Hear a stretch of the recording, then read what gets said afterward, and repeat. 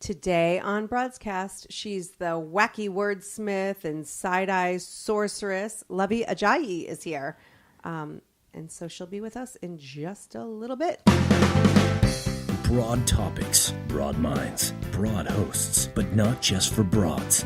This is Broadscast with Kim Goldman and Jackie McDougall. Today's broadcast is sponsored by Blue Apron. Woo! You can get 2 meals free. Broadscast.com/special offers for 2 meals free from Blue Apron. I've actually tried it. You have? Yeah, I take pictures. Oh, I was going to say, I think I took pictures. Of my food now. Oh, you're one of those. I really enjoy it. And they come in their little packets. Like, you don't have to measure anything out. It's awesome. So, guys, Blue Apron. At broadscast.com/special offers. Hi, Kim Goldman. Hello, Hi, Jackie everybody. McDougall. Welcome Hello. to our very first Monday Broadscast. Yeah, look at us moving on up. 2 days a week. Oh, it's awesome. It's also the first day of summer, Kim. Oh, correct. And isn't there like a strawberry moon happening? Like, doesn't something coincide with summer still? Strawberry moon forever. No. Yeah, I think I think I read that somewhere, that summer solstice, which is the first day of summer, solstice. Yeah, it coincides with a once in a lifetime event, which I think is the strawberry moon or something. Wow. Yeah. I think we should be making all of our... I'm going to have a blue moon tonight to celebrate. Right. Or Ching, maybe ching. we can invent a strawberry moon cocktail. It's also like 190 degrees here where we live in the LA suburbs. Ugh. Yeah. Seriously, yeah, like it's gross. 115 today or something. Yeah. It was so hot last night. Like How hot was it? It was unbearable. Like I was like having to climb through the heat in my house. At like 10 o'clock last night, I was sweating when I went into my room. It was just too hot. Yeah. And this morning it was already in the 90s. Yeah. Are we going to be those ladies that kvetch about the heat? We're too young to be kvetching. I just used kvetch twice. Seriously. I did right there. Yeah. Mm-hmm. Yeah. Sure. We're kvetching. We're kvetching. So anyway, today's a pretty big day in the news. We talked on our show last week about the filibuster that went on last week with the senator from Connecticut that had a 15-hour filibuster to try to bring conversation to the floor about gun control. And today they're voting on it in what I think is a pretty big day. And I think that they've already voted it down, the Republicans, any kind of discussion around... Not sure, but I just, I wonder how they get anything done anywhere in politics. Yeah. Well, and it's interesting, off air we were talking about this, so yesterday was Father's Day and Happy Father's Day to all you dads out there. Thank you. Anyway, we were talking about like how like the conversation from room to room in the house. There was 4 different families that came together, and we were all counting the clock to see how long it would take for there to be some kind of political conversation that came up about the Second Amendment and the AR-15 and blah blah blah. Well, I think it was 30 minutes into our day before it erupted into this highly contentious, controversial conversation about gun control and whether or not the AR-15 is an assault rifle and should it be called an assault rifle and it's not really a semi-automatic. I mean, it was just... So this is your day yesterday. Yeah. Like family time. So relaxing. Yeah. But, it's really interesting. I mean, it's one of the, we don't have water coolers anymore, really. People all are subjected to their cubicles or they work behind their computers at home. And so this was actually an interesting conversation to hear how everybody feels. And it was the older generation who I guess I would have assumed would be more inclined to be in line with the Second Amendment and, be much more conservative, liberal, no, conservative. It was interesting to hear the younger generation be totally in support of semi-automatic weapons. Really? Yeah. I'm not going to call him out, Well, but wait. So the younger generation, just somebody younger than us? Are we not the? No, younger we are. generation? I'm just saying, like compared to the grandparents in the room, Right, the younger one was like, yeah, I want to have a semi-automatic weapon in my house and I want to be able to protect my family. And the grandpa was like, the terrorists are not coming to your house to steal your TV. It was just interesting how the younger fella, who I love to pieces. Clearly he's younger because you're he's my age. I was just, I don't want to call him out, but he very much feels like he wants to be able to protect his family, which we are all in support of. But why do you need a semi-automatic weapon. It seems a little, I mean, at a very basic level, it seems a little bulky to make it happen in time. I'm just saying, like, forget the fact that it's not necessary, but like, are you really, someone's breaking into your house and you have the time to get your semi-automatic, like, it seems like a lot of work. Well, we've talked about this a little bit on the show before, but I think people, myself included until I read a little bit, the Second Amendment is not at risk at being reversed. Like, the right to bear arms is going to be the right to bear arms, but I don't think when our forefathers wrote the Second Amendment, they were thinking of semi-automatic weapons. They were thinking of rifles with, they were like muskets, and they were protecting themselves against the militia. Like, we don't have that, and so I don't think that the Second Amendment is in jeopardy of being questioned, but I think that's where people that are gun owners think what's going to happen. If you mess with it one place, you're going to take it away altogether. I'm like, I don't, that's not what people are saying. They just want there to be tighter restrictions that if you're on a terrorist watch list, for example, like, you shouldn't be able to buy a gun, and that if you're, being able to tighten up the loophole, like, why is that such a bad thing? I don't understand. It's not, if you're doing it legally and you're not someone who suffers from mental illness and you're not someone that has a repeat, that you're a repeat criminal, and then that's not a problem. Mm-hmm. And Adam Lanza's mom from the Newtown shooting, like, why did she own a semi-automatic? That's not for civilian use. If the weapons that they're producing is used in Iraq, like, you shouldn't have that in your house. I'm sorry. I don't get it. Yeah.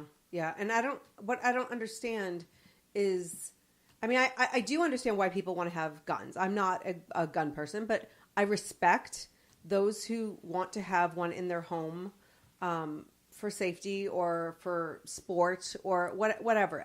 I'm not into hunting, like any of that. However, I understand it, and there are a lot of things that I don't necessarily agree with, but I don't think should be banned. But I just don't get why anybody on either side would want somebody who's on a terrorist watch list. I mean, it seems strange to me that the people who are against preventing those on the terrorist watch list are the same people who are fighting against all Muslims. Do you know? Like, here's what I'm confused. Have to fight against all Muslims if we take care of the ones who are the extremists. Right, but removing the radical, overzealous, like, removing some of that, it just comes down to the basic. Like, what is the point of having a weapon that is used in war be available to civilians who are saying, I just want to protect my home? I can't make those connections. Like, you don't need a semi-automatic to go deer hunting. Like, I can't.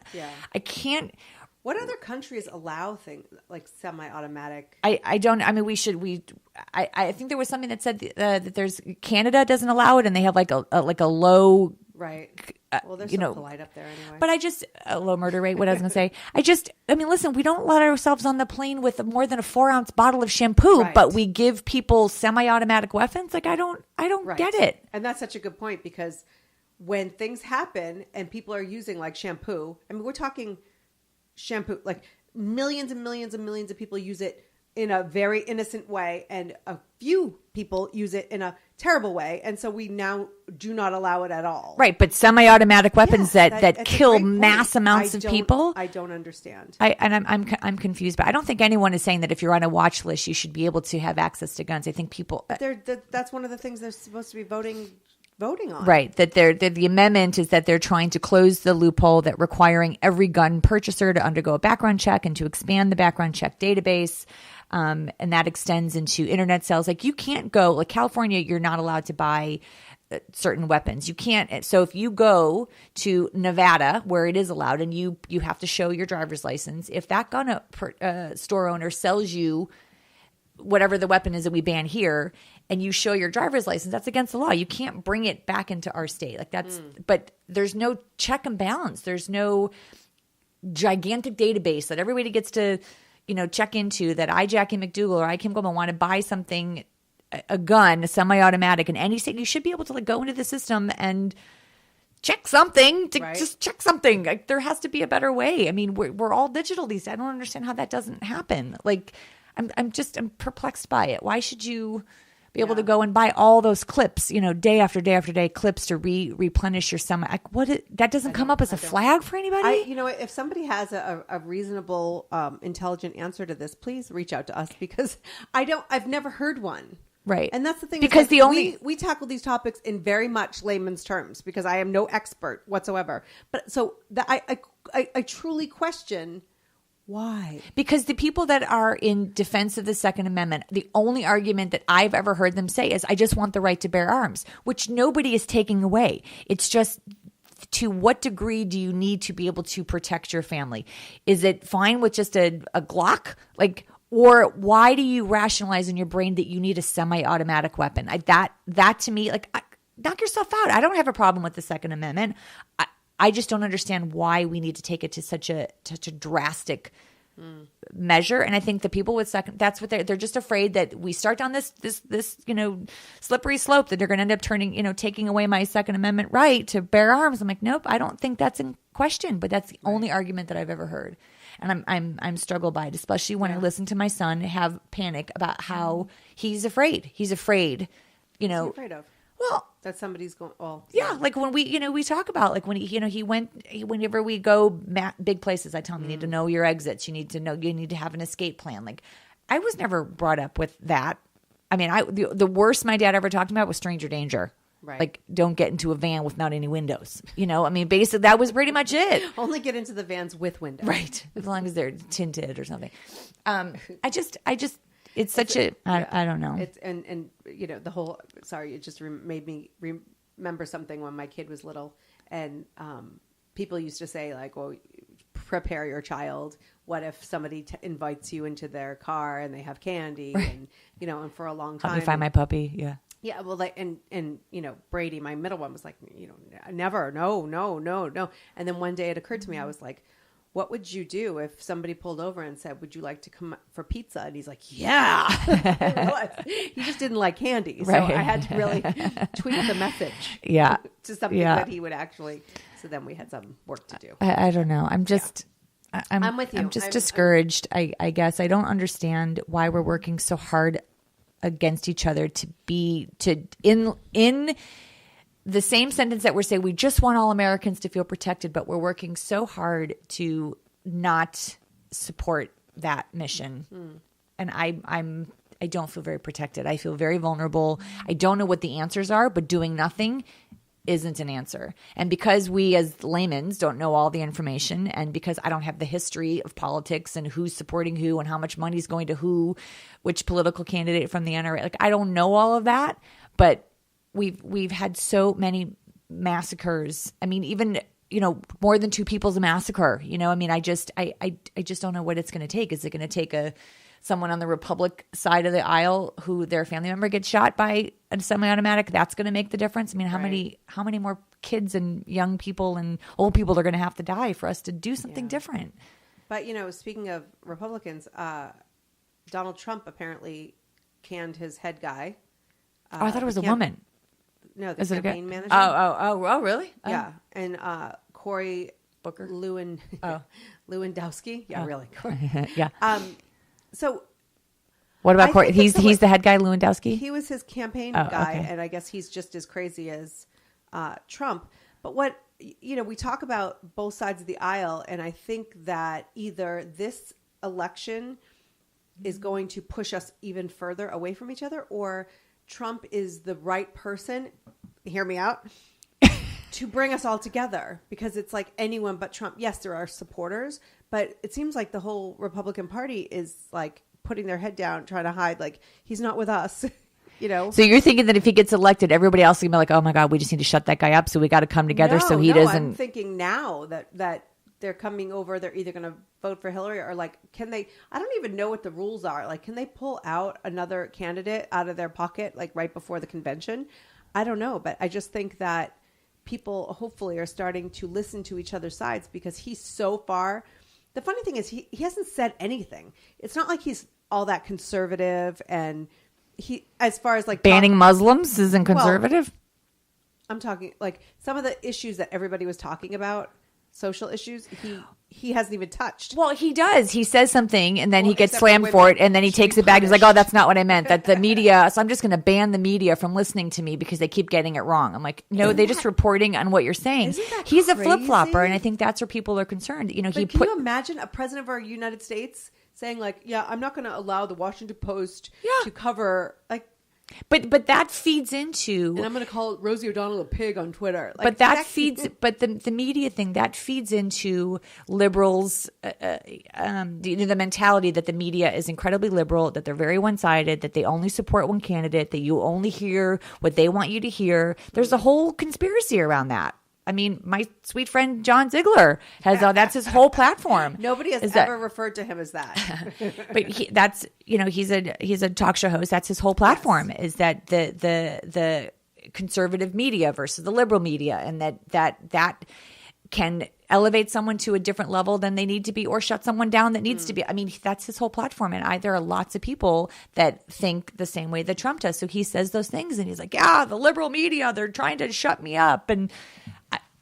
But I look at it the same way, going, then you need to figure out a way to bring people together. That's what the president is supposed to do, be presidential. Right. His go-to is bully. His go-to is bully. And I think that's where, the Republicans are struggling, because they're supposed to support him because that's what the quote-unquote voters and their party are asking for. But where is the leadership in the Republican Party to rally, to reconvene, to teach him something, so that he does get more in line with the Republican Party? And that's, people are quietly trying to distance themselves, which I can't be good.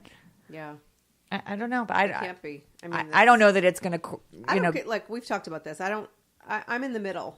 I consider myself purple, more blue than red, but like I understand points on either side. And I hope that we can get to a place where it's not about the party anymore. It's about the person. But that's but when I voted last week in the primaries, and I like to vote not party lines because I'm more people versus party. But in order for me to vote in the primary, I had to pick a team. Now you can't vote in the primary unless you register as one party or the other.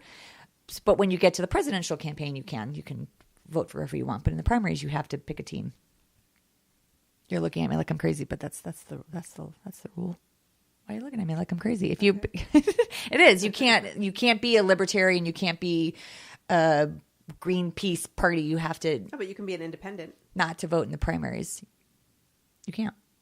You can change. Please correct me, Emma, our assistant. She's our fact finder. But I'm an independent. And when I walked in there, they said you have to pick in order to vote for the primary. You have to pick. I can go back to being an independent and I can vote for whomever I want for the presidential campaign. But for the primary, you have to. You guys, click, click, click, click, click, click. Anybody want to? Maybe I'm wrong. I fell asleep during government class, but I'm pretty sure, unless they lied to me, and that's a whole other scandal. So where did you vote? It's so funny because when you moved to California, did you vote like in a garage? No, I voted at a school. Oh, you did? Which I know we're totally off topic again, but so the school that I voted at, we vote in their library. But the school campus was all open and the kids were playing and all these people were walking on and off campus. I'm like, how is nobody having a problem with all these adults coming onto an elementary school? Right. The kids were just running around. Like I could have handed them candy. I was like, what's happening here? Anyway. Or pizza. Yeah. It's a whole side stuff. Yeah. Anyway, I have to say politics gives me a headache. So I know. I'm sorry. It's not the politics of it. It's what you and I've always talked about in terms of the show. It's not about knowing the political history of this country. It's about the social issues, and it's about how it impacts us as parents, as community members, as taxpayers. That's where I get myself all wrapped up. There's a law that just got repealed here in California. Actually, I don't know if you knew this. Governor Jerry Brown just repealed a law that states that if you're on welfare and you're collecting funds from the government, that it used to be, let me go back and say this, it used to be that if you are limited to what money you can get if you're on welfare if you continue to have babies. He repealed that. So now if you're on welfare, you can just continue to have babies and continue to get government funding. That will cost the state of California $220 million, $220 million a year.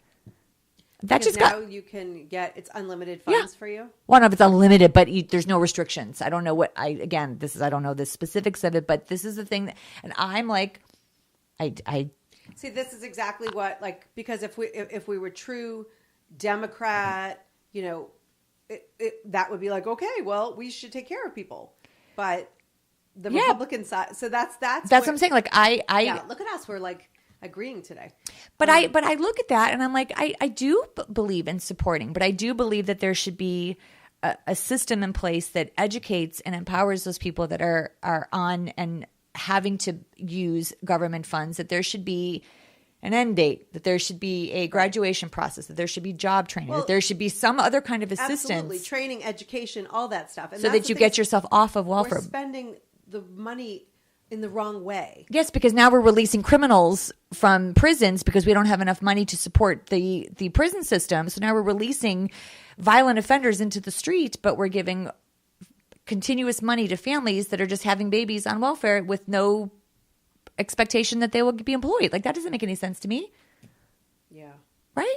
So this is where me as an adult, I'm like, I'm conservative, I'm liberal, I'm conservative, I'm liberal, I'm right. Democrat, I'm Republican. Right. So that's why I refuse to fall into the trap, because it's a case-by-case thing. And that's what we've always talked about the show too, is, you know, yes, we've had people on who are riding, you know, party lines and that sounds fun.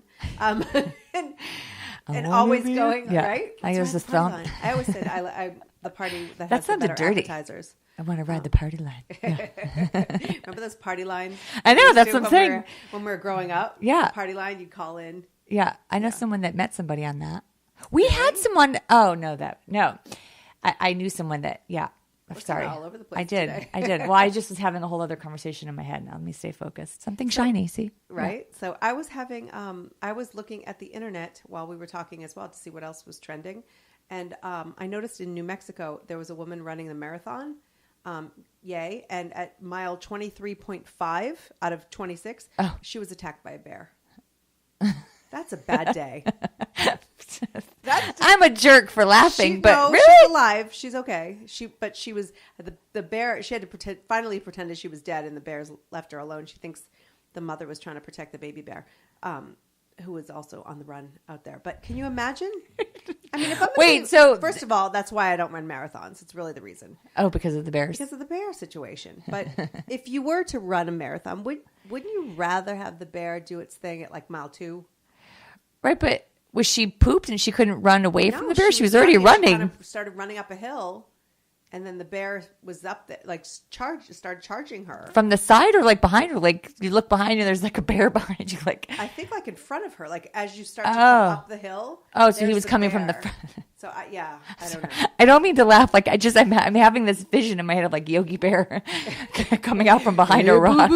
Coming out from behind a rock. I don't know. I know this. I do.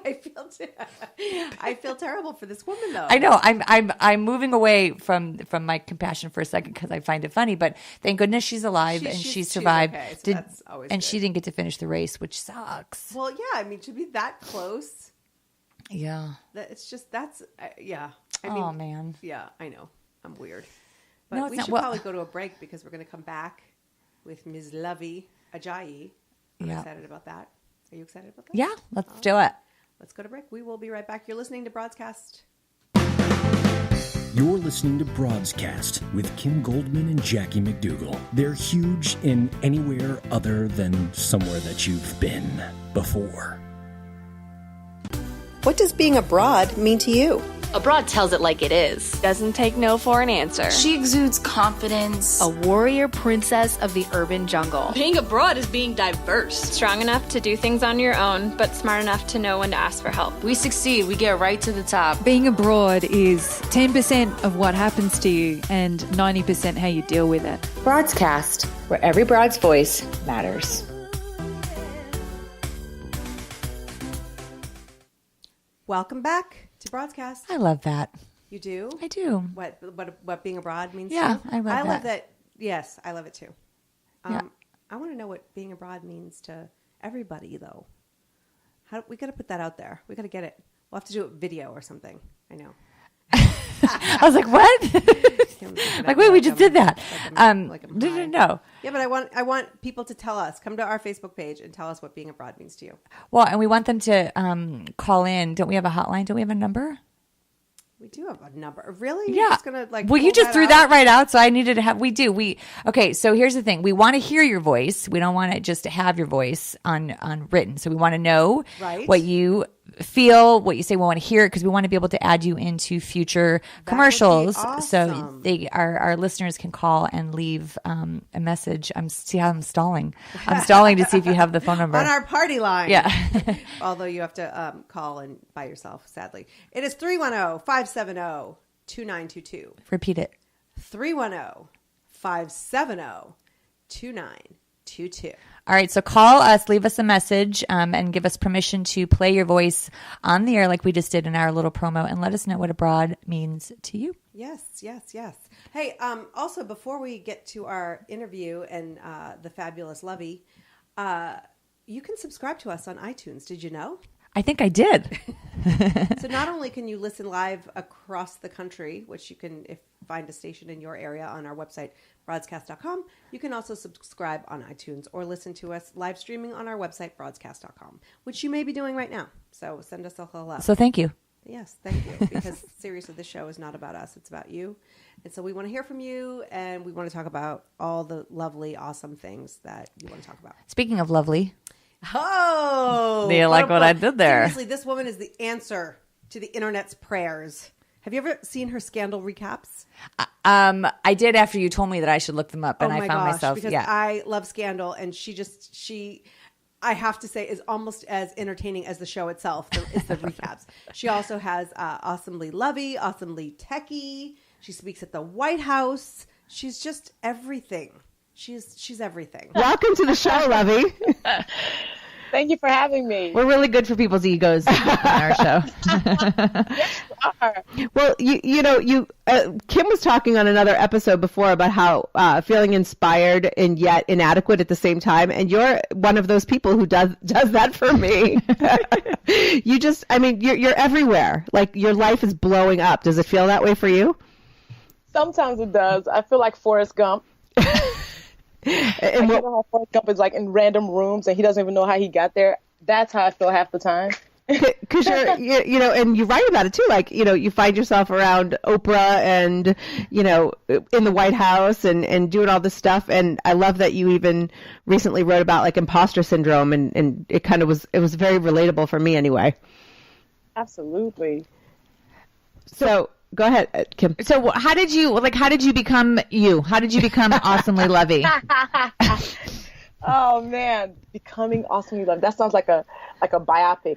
Yeah. That's not going to be that interesting. But I've been blogging for 13 years since I was in college, and I started blogging really because I was peer pressured into doing it. My friends were like, "You should get a weblog," and I was like, "All right, I guess." And what's interesting is all my friends who peer pressured me into blogging, they stopped blogging after college, and I kept going. Huh. And that is so not what my friends peer pressured me to do after college. So you've got good friends. Yeah.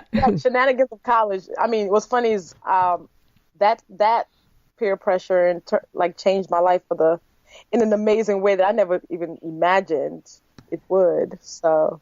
Well, obviously your friends saw something in you and saw potential and Jackie and I talk about that. She sees things that I don't, or that I'm unwilling to, or whatever it might be. But when you surround yourself with people that are, wanting to further each other along, I mean, that's pretty incredible that you had women that were, I'm assuming women and men that were willing to push you, Absolutely. I mean, it's interesting because we also had back then it was called weblogging. Right. Mm-hmm. And it was like on Zanga, and we used to write about boring college life and who we didn't like that week and exams we didn't study for. So I don't think anybody really looked at it as anything but like a echo chamber. I certainly didn't look at it as a possible future career because I thought I was going to be going to grad school because my college degree is in psychology. So I thought it was a really fun hobby. But having a psychology background and doing what you do would probably go hand in hand in some way because, I have a psych background, and when I worked in television for a short period of time, I couldn't believe how much I needed to use my psychology background. So I probably a good fit. Yeah, I mean, it gives you some analytical skills as the way you look at the world. So I guess that is useful in some way. So yeah, I'm excited. So you can write off your college education. See, yeah. It's all a write-off. Exactly. Like, my mom didn't waste all the money to send me to college. So when did you feel like things were taking a turn? I mean, at first, a lot of bloggers start, I write for myself, or and then all of a sudden, not all of a sudden, 13 years later, but at some point, you must have felt a shift in like, well, this could be a thing. This could be my career. It was probably 2009. I won my first award for blogging, Best Humor Blog in the Black Web Blog Awards. And then The Gap contacted me because they wanted to do a campaign with me. So I was like, oh, I didn't really know you guys were paying attention. So that kind of had me peak up a little bit, because before, again, I was just writing because I loved writing. Mm-hmm. So I didn't monetize my blog. I didn't really look at it as, okay, there's an end game here. Absolutely not. I was just like, this is fun. I'm keep doing it.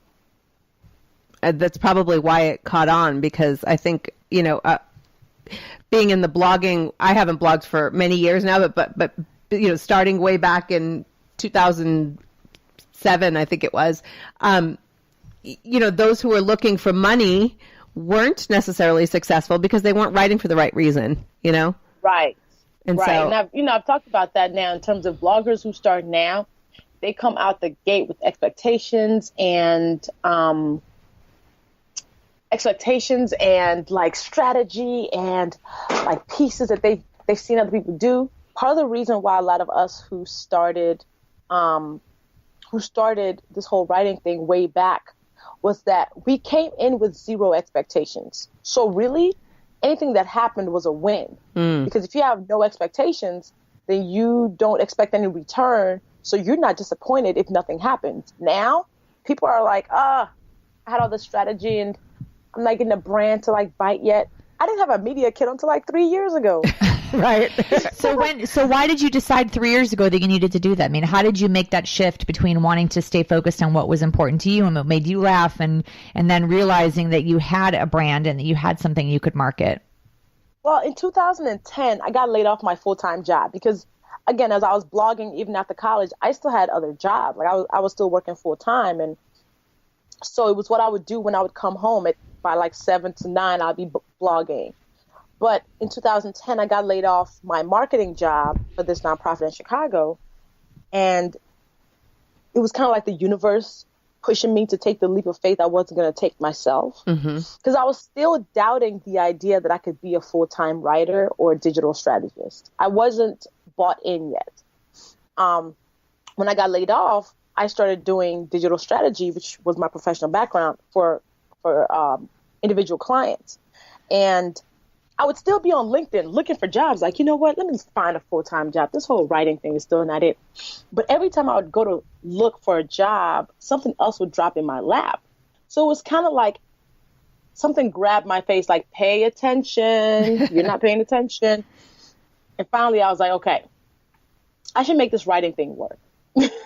Right. Because it seems like this is what I'm supposed to be doing. And things started happening. And I started paying more attention to the fact that people were reading this work, and I would be getting notes from people being like, your blog is the reason why I smiled for the first time in 6 months, as I dealt with depression. And that kind of pushed me forward and pushed me through and let me understand that I was kind of doing what I was meant to do.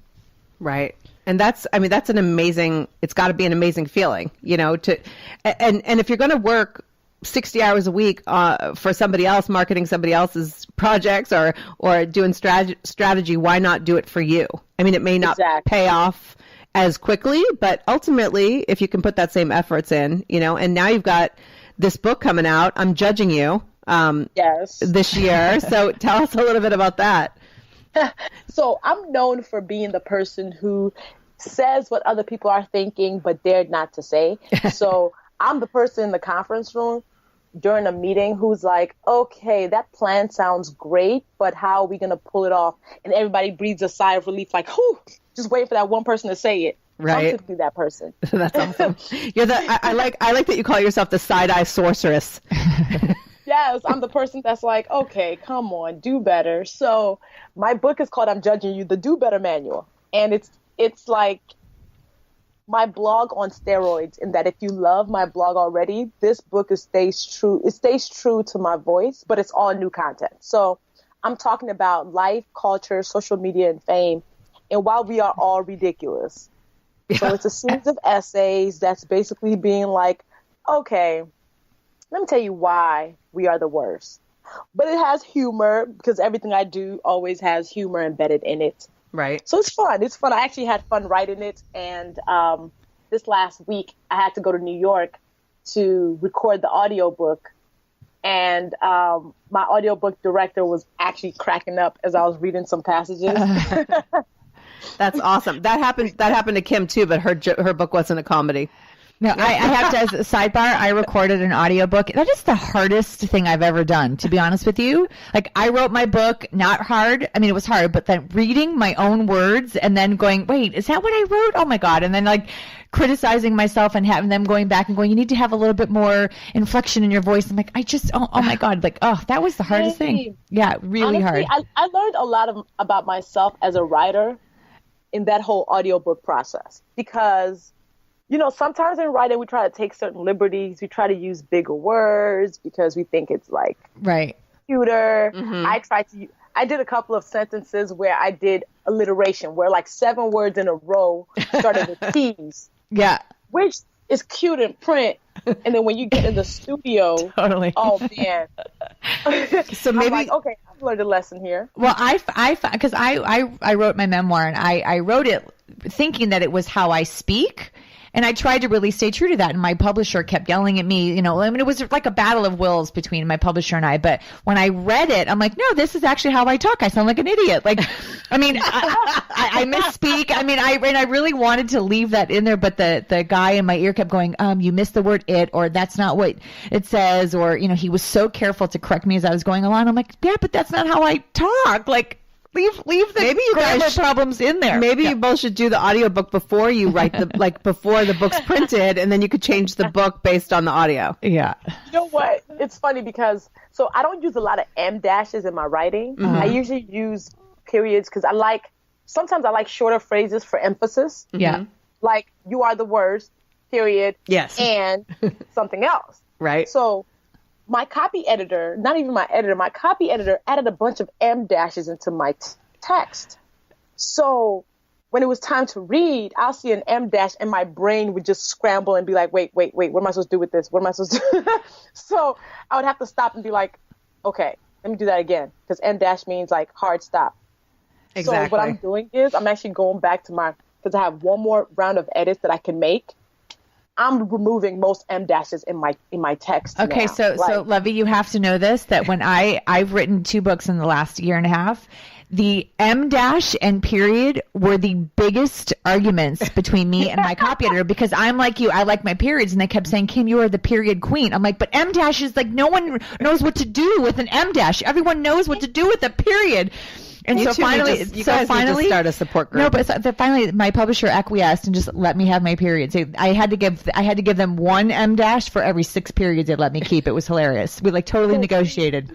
You get me. You totally get me. Yeah. I was reading the script and I was getting irate just because I'm like, why are these M dashes? And my audio director's cracking up. I back you, girl. Yeah. I'm having a one-sided tantrum that's like, damn it, I hate these M dashes. So yeah. I told my editor, I was like, yeah. So I'm probably going to eliminate a whole bunch of M dashes. And she looks at me all concerned. I'm like, hey, this is not how I don't use M dashes in my writing. So it just feels so odd. My editor, she was a roller derby gal, and her name on the, I don't know what it's called, was M dash. Again, really? She was an editor, but that was her roller derby name. I mean, isn't that funny? Anyway. Wow, so you had no chance. I had no chance. We'll start you guys a little support group soon. Yeah. So yes, we need one. Everybody obviously can they can actually pre-order your book right now, right? Yeah, so my book is available for pre-order everywhere where books are sold, Barnes & Nobles, Amazon. You can support indie bookstores also. And now it's available on Audible if you want to get the audiobook. So a bunch of people are actually saying they're going to get the audiobook and the regular book so they can have something that's signed. Well, do you know that they could actually get the audiobook for free? Because no, but but she still gets paid for it. Audibletrial.com/broadcast. They can actually get the audio book for free, and you still get paid for it. How about that? Yeah. So it's actually available for order now. You just go to, and like my book's landing pages, I'm judgingyoubook.com, because that's where I'm going to post things like tour dates, because it drops September 13th. Wow, so perfect. exciting. So, but one thing, Kim and I were reading all morning before we talked to you, just all different things that you were writing, whether it was on your blog or Medium or parts, about your book. And I had to read out loud the scandal recaps, which my reading your scandal recaps out loud is probably a show in itself.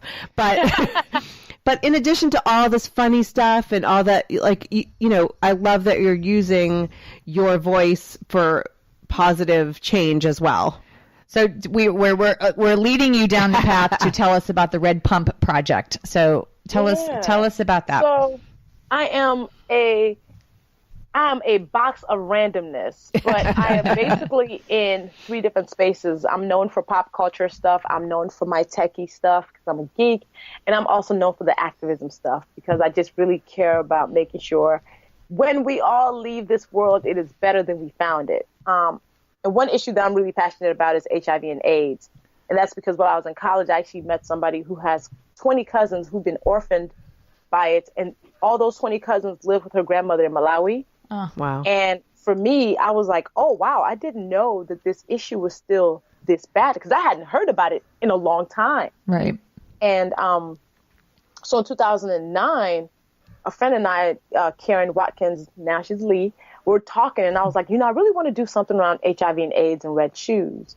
And she has a friend who had just disclosed to her that he was HIV positive. We wanted to do something around women because we understand that women are the ones who are always affected, even if we're not the ones who are infected. So we're the ones taking care of people who are living with it.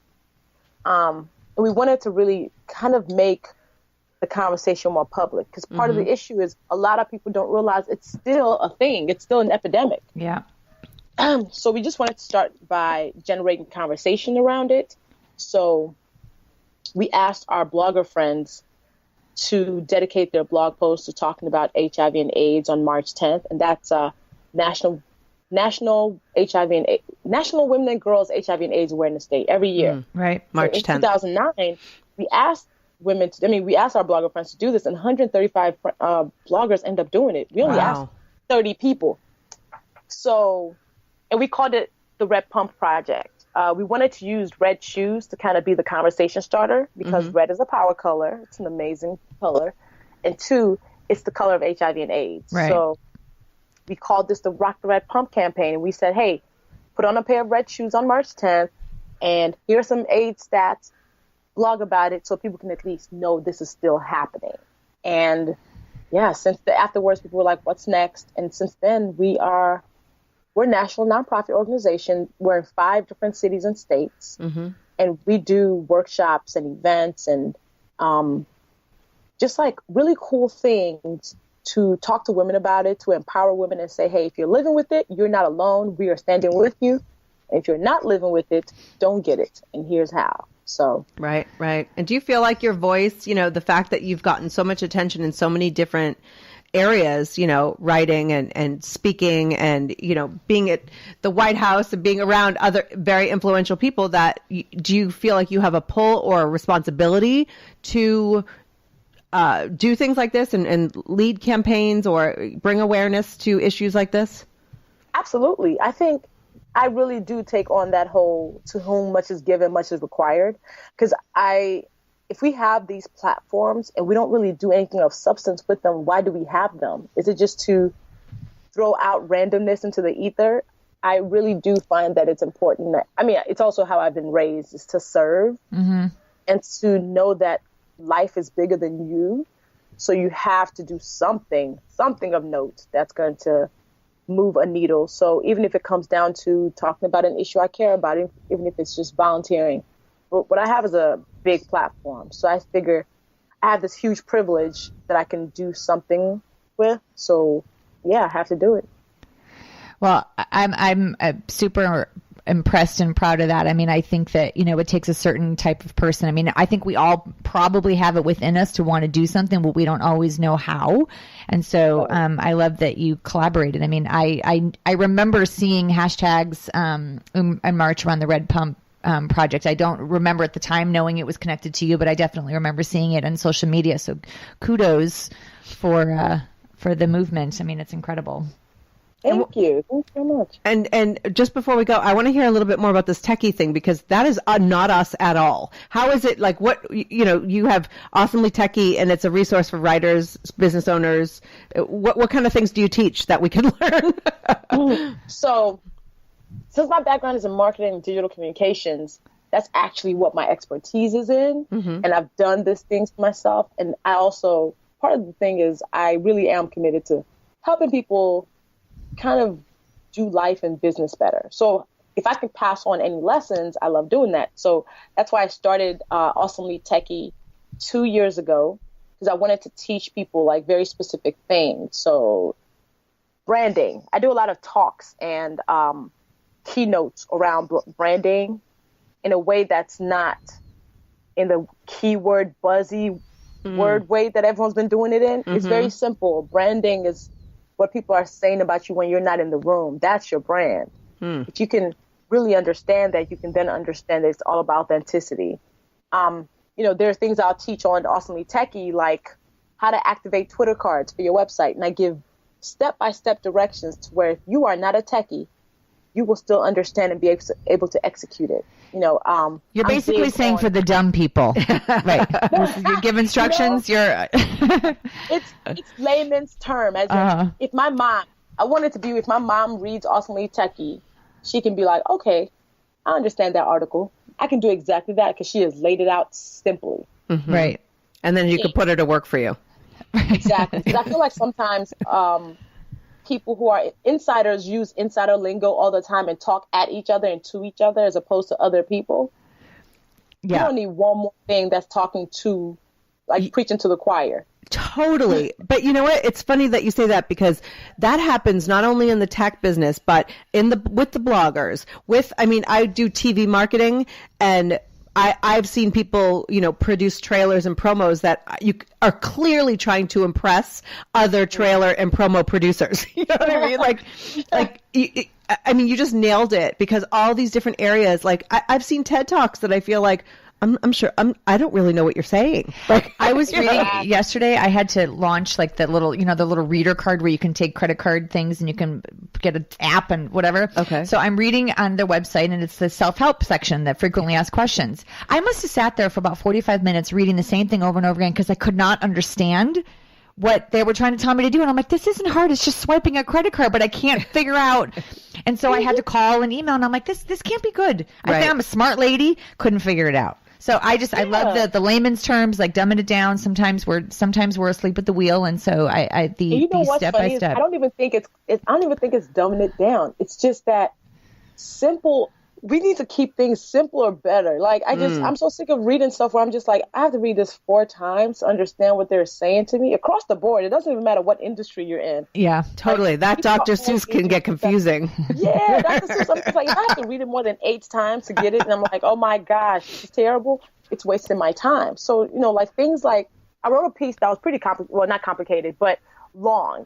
It was called A Guide to Intellectual Property for Businesses, Blogs, and Brands, which I broke down, like, how to get a trademark. What do you trademark? How do you own something? So even that, people are like, great, get it now. Perfect. Right. I know how to, this concept makes sense now. So if we can make things simple and still useful. Well, I feel like I need to go get educated. So, yeah, well, I think that it's in all the industries, that people, especially online, I think people are trying to impress each other so much with how smart they are. Like you guys were talking about, like in the book, when you start to read out loud what you wrote, it doesn't always translate. But, I think that if we stop and we really try to connect with people on a level what we can all understand, I think we'd be better off. Absolutely. So anyway, so we really appreciate your time and coming on. And obviously people can find you at awesomelylovvie.com, but where else can we find you? I am Luvvie everywhere on the interweb. So Luvvie. That's me on Twitter, Instagram, Facebook. I don't have it on Pinterest, which is crazy. I was like, who got Luvvie? Wait, somebody else is Luvvie? Yes, on Pinterest. I was like, what is it? No. Like, she doesn't even go by Luvvie. She just has the username. And I'm just like, I feel so possessive towards it now. Even my website is Luvvie.com, like Luvvie.org. Like, is that your birth name? No, it's not my birth name. Luvvie came because my birth name means God's love. Oh, I love it. Yeah, but it's just such a memorable, and it's such a nice name that like nothing but good feelings come from it when you say it. You know what I mean? Like you can't be mad. Your mom probably could never be mad at you as a child if she's calling you Luvvie. Well, also, like, I was the baby of the family, so I would totally use that.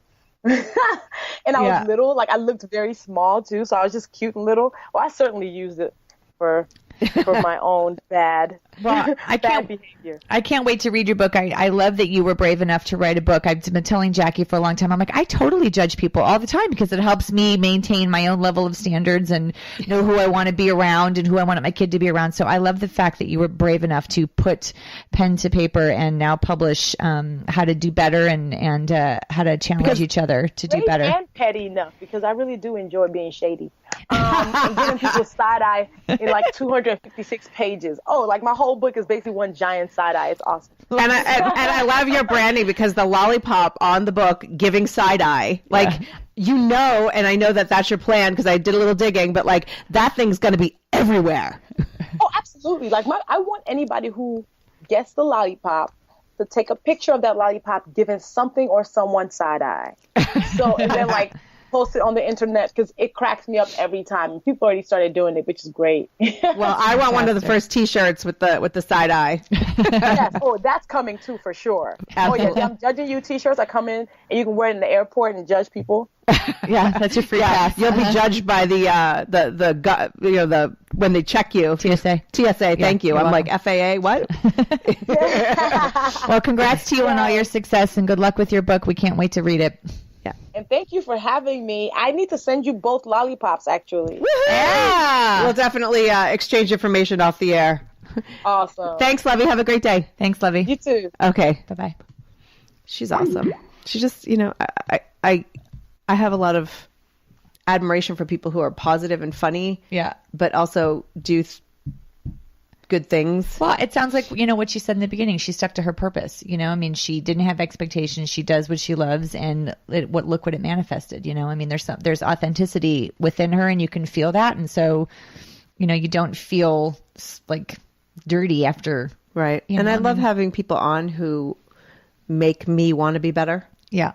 Great. Now we're going to, this is what happens when we have these incredible people on, is you get so inspired, and now I'm going to get emails full of all these, like 50, we're going to have t-shirts, and we're going to have. Wait, we already have t-shirts now. No, but I'm serious. No, that's why I love doing this too. And that I really want this to be our thing, because we have this reach to feature people like her, in a different medium. Yeah. And I feel very lucky to be able to do that. I know. I'm so kumbaya. No, but this is what we were saying when Luvvie first came on, that she had people that pushed her, and that she had people that believed in her and saw potential and encouraged her. And, we all need that. And you're that person for me because, well, you are. I mean, I've told you that. So I think, it was a good reminder. And it's a reminder to keep people in your life that are furthering your purpose and your mission, if nothing else. I mean, look what happened to her. For people that believed in her, And that's the thing. I think purpose, I would love to do a whole hour or even just a series on finding your purpose, because I think when you are living your purpose, that it just every day is, I know I hear me and I'm like, I don't know who I am. No, but I think that when you're living your purpose, every single day is an opportunity and is exciting. And since we started really doing this and growing the show, like I wake up excited. Right. I love to work. I'm actually like, I love it. But I also have found a way to, at certain times, go, I'm not going to work right now because, you know, when you're an entrepreneur or self-employed or whatever, you could do it all the time. Right. But that I force myself to stop and actually like hang with my family or do something else. So clock out. But that's all we have for today. Thank you guys for listening. Broadscast on Facebook, Twitter, Broadscast Show. What else? I don't know. We're all over the place. All the other places. Yeah. All the internet, interwebs stuff. So thanks for listening. We'll see you next time. Bye. You're listening to Broadscast with Kim Goldman and Sweet Little Jackie.